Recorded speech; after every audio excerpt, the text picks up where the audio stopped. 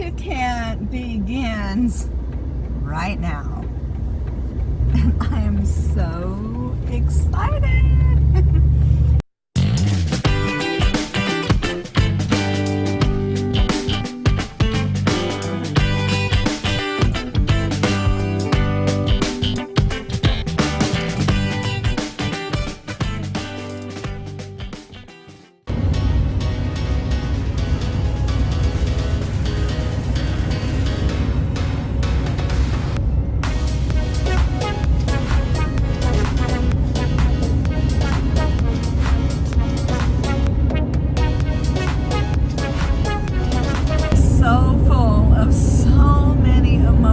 Right now,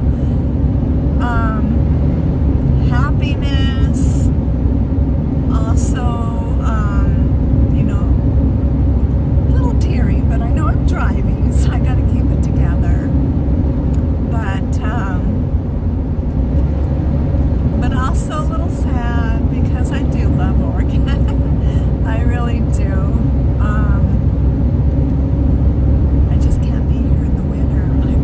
Just hurts too much in the wet, damp, cold, and I need to be back with Kat, you know, and I want to be back with Kat, and I miss him. It's been a long time, so it's almost a year. Oh my gosh, I can't believe it's really happening. I'm on my way back to be reunited with him. So it is just going to be a very surreal journey. I'm going to just go with the flow. I have no agenda how long it's going to take. And I'm just going to go as my body will let me go. Yeah, as fast as I can go, but I want to enjoy the trip too. But I'm also anxious. So those are all my emotions. Anyways, I don't want this to be bouncy and rocky.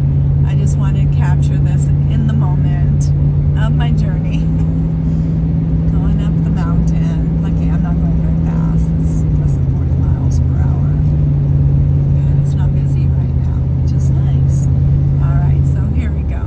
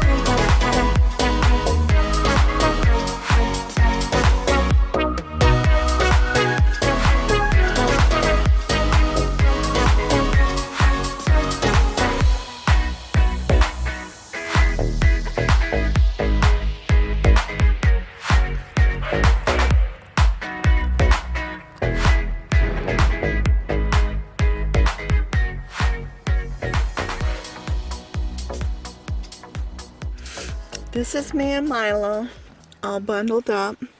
Can you see him? I have him doubled up with the throw blanket, and then I have the comforter, and then the sleeping bag on top of that. But this is the first night we've had to deal with of going below 50. So we're at 40, about 48, 45, because my gauge is a little bit off. And I was just chilled to the bone. I don't know why that in the last year, since I actually lost some weight, I've been more cold. Maybe I need to get fat again, or fatter. I'm still chunky, but I mean, I was like really overweight. Helps to, I think, keep the body warm. But I seem to be more cold now that I've been trying to keep my inflammation down. So this is going to be interesting, you know, for this trip. Trying to get back to Kent. So this is my second night now, as I've made it up over the mountain. I'm waiting until Monday now to get out and go further, you know, make my next jaunt out of Oregon. Where I'm going is going to eventually get colder than this. I am looking at 30s, like 38, 35. So I do have, I don't know if you can tell, but it's dark, but there is a blanket, and that covers up just past the bathroom area. So when the heat comes on, it just keeps this area warm. But I have the temperature set down like at about like 55 degrees, and it shows 58 in here. So we warmed up. I just turned it on to take the chill off, and it's about 45 outside. So as long as it doesn't get colder than that, I'll be fine. But if it does, then I finally had to turn the heat, because look, I had to bundle up. Got this on. I'm literally sleeping with this on, because if you keep your head and your hands warm and your feet, I have socks on. I doubled up on my shirt. I have a thermal on underneath here, and then all these blankets. And again, it's just because I'm more cold this time around.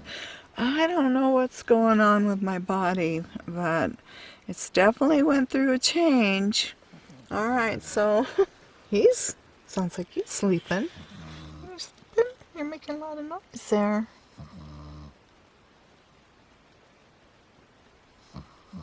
You hear him?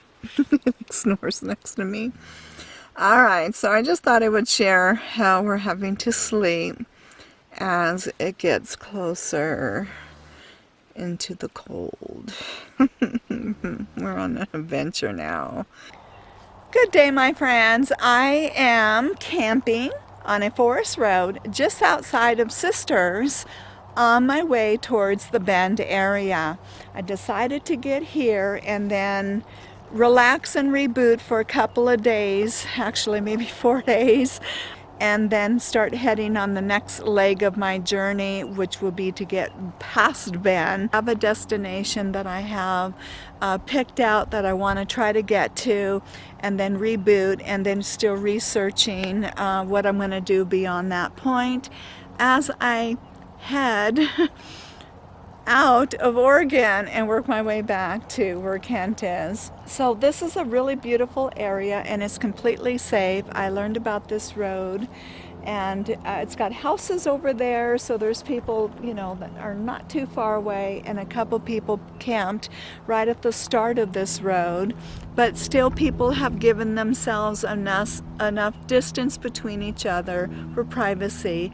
And then I'm down here, and then there's one other person around the corner further down around. So I feel completely safe. And one of the things that I do carry when I'm in a situation like this where somebody might hear it, if I use it for protection for people, is an air horn. And also, it's a great protection against animals, a cougar or a bear or something like that. I also have other things for protection, but I'm not going to get into what I have or not have towards people protection. But I also have bear spray for animals.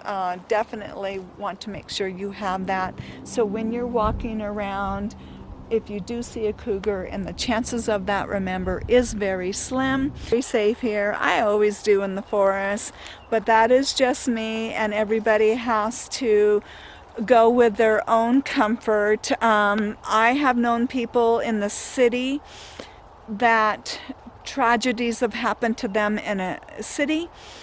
So I'll take my chances out here.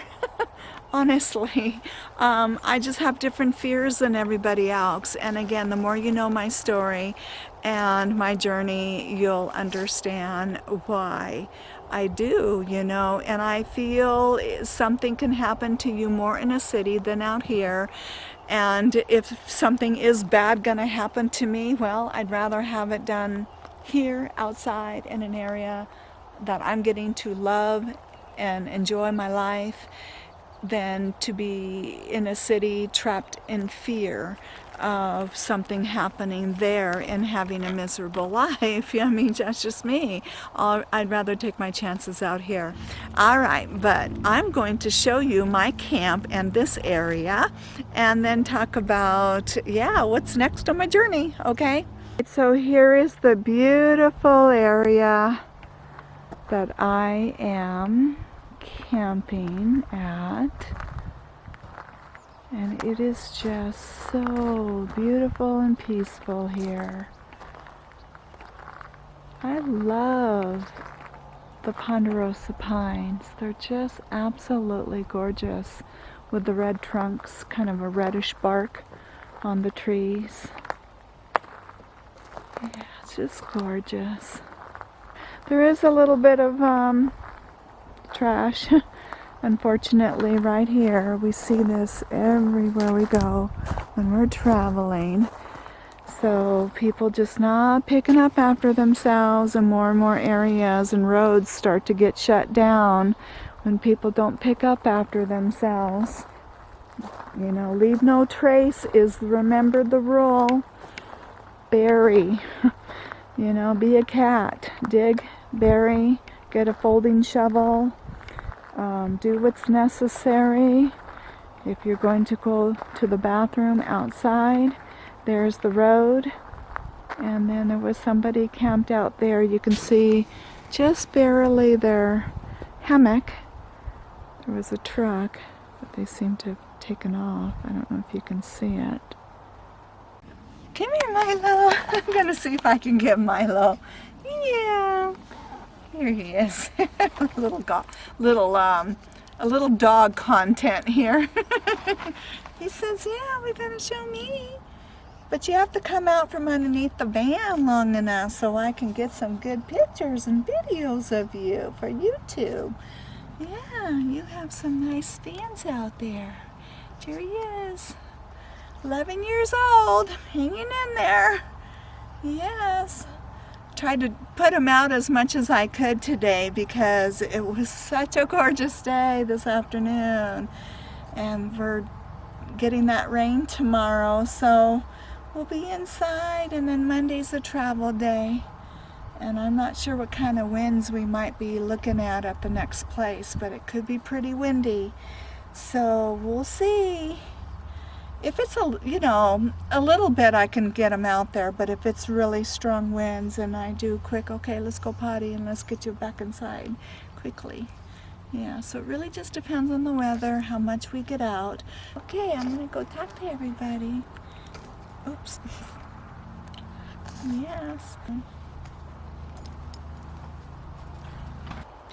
Well, weather providing, I'm going to try to travel as quickly as I can. So I hope to get reunited with him within 2 weeks, period. So that is going to be my goal. There might be a couple of times that I'll stay at a place for a couple of days and try to move on.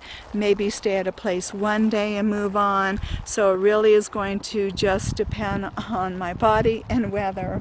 Can't forget the body part too, okay? Because for anybody new to my channel, remember I travel with spinal issues and arthritis in my hips and parts of my body, throughout my body, so it makes it challenging, and also neuropathy from the spinal condition caused the neuropathy. But we're just gonna get through it, make a fun trip out of it, and just have a good time. I'm going to really concentrate on enjoying the journey and go with the flow with it, okay? I'll be seeing a couple new places, maybe some familiar places, and that might be new to some of my new subscribers. All of my longtime subscribers, especially been with me from the beginning or within the last year, know that this has just been a long